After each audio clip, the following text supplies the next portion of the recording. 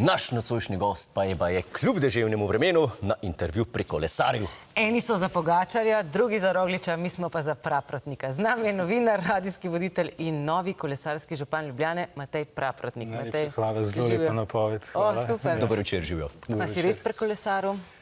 Ja, mislim, bal sem se vprašanja, kako pa si prišel, tako da kljub dežju sem rekel, seveda bom šel na kolo in toliko sem vesel, da je bila to prava odločitev. Bil je tudi teden mobilnosti, ne? Ker se je veliko govorilo o kolesarjenju, pa avtomobilih v mestih. Kako nam gre? Slabo. Zakaj? Smo v družbi, ki je prekomerno naklonjena avtomobilom in da bomo prišli do tistega ideala trajnostne mobilnosti, nam še kar nekaj traja. In vse naše ulice so večinoma načrtovane za avtomobile, tako da veliko prostora za pešce in kolesarje ni. Tako da moja naloga je, da se borim za ta javni prostor. Ampak kako postaneš kolesarski župan? Kako to izgleda? Kaj so volitve? Ja, dobro vprašanje, ker ta beseda župan je zelo težka, ne? Ja. Pričakuješ, da imam neko izvršno oblast. Tako, Ampak ni res. da imaš veliko dela. Ja, se pravi, nihče me ni izvolil in tudi, recimo, ko se predstavim, da sem kolesarski župan, sledi trenutek tišine, ker ljudje ne vedo, a je treba me zdaj vikati ali posebej spoštovati, ampak ne. Kolesarski župan je bolj simbolna naloga, tako jo tudi sam razumem, sem pa del mreže 150 kolesarskih županov po svetu, sedež te organizacije, ki nas združuje v Amsterdamu, kar ni presenečenje, in smo ljudje, kot jaz, ki smo navdušeni nad mestnim kolesarjenjem in želimo spodbujati družbo, da kolesarjenje prepozna kot rešitev na poti na podnebno nevtralnost. Ampak ne zagovarjam zgolj samo kolesarjev, tudi pešce, oziroma zagovarjam boljšo rabo javnega prostora. Torej, teh županov je več, tudi v drugih mestih se soočajo s takimi težavami, kot se pri nas. Kako smo na tej lestvici od severa do juga, mogoče? Ja, mislim, jaz slišim pogosto, da je Ljubljana med 20 najbolj kolesarjem prijaznih mesti, ampak ni to. To ni res, preprosto, že na Nizozemskem je več mest in vsa so bolj kolesarjem. Ampak kako pa spodbujate potem kolesarje? Ker ljudje smo komot, to je treba priznati. Težko nas prepričaš, da greš iz enega udobnega avta na kolo, ko je od zunaj recimo dež, ko pada sneg. Jaz želim dati vzor oziroma zgled, zato sem recimo organiziral kolobus in to je mogoče zdaj moja edina funkcija v vlogi kolesarskega župana. To je vsako sredo zjutraj se iz Črnuč odpravimo s kolesi, večinoma v službo, mogoče gredo zraven tudi samo na izlet, lahko se nam pridružijo šolari, enkrat se mi je že pridružila osnovna šola Maksa Pečarja, lahko se pridružijo upokojenci.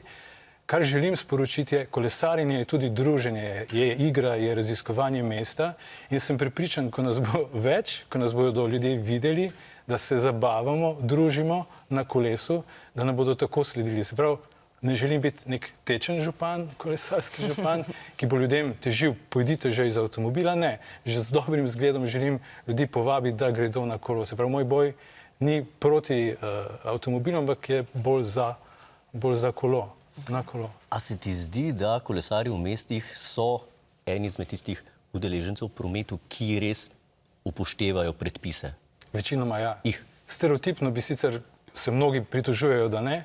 Je pa seveda velik problem Ljubljane, naprimer ta, da je večina površin namenjenih kolesarjem skupnih s pešci. Kaj torej imamo? Imamo prostor, recimo vzemimo Dunajsko za primer. Imamo 4 pasove za avtomobile, potem pa ob vsaki strani malo prostora za kolesarje in pešce, ki jih loči bela črta. Bela črta ni infrastruktura. In kogarkoli bi vprašali, pravilno načrtovanje mest oziroma mest za kolesarje je, vsi si želimo površin, ki so ločene od motoriziranega prometa in pešcev in v takih primerih ne prihaja do konfliktov. To je zelo ambiciozen načrt. Prenovili smo v Ljubljani recimo Dunajsko, ampak še vedno je to skupna površina. Jaz si prizadevam, da ne bi bila. Se pravi, jaz mislim, da si vsi, tudi avtomobilisti oziroma vozniki avtomobilov bi bili veseli, če kolesarjev preprosto ne bi bilo. Enako pešci. In medtem, ko se dogaja ta navidezen mali konflikt med pešci in kolesarji, se avtomobili lepo vozijo brez težav. Mislim, da je to težava, ki jo je treba prej še nagovoriti. Ta izpit za kolone smo ga naredili v četrtem razredu. Ja, mislim, ne vem, zelo, a bi mogli imeti kakšen obnovitven izpit za kolo? A bi bilo to pametno? Ne, recimo, če bi imeli dobra 2 metra široke kolesarske steze, ki so ločene od prometa, bi bilo sicer prav, da se učimo tudi prometnih pravil, ampak te potrebe ne bi bilo, ker bi lahko tudi vozili v štric, kar je v Sloveniji prepovedano. Na Nizozemskem pa kar gre. Tam tudi ne vozijo s čeladami. Zakaj? Ker je varna infrastruktura. Pri nas, se pravi, jaz sem že enkrat padel s kolesom.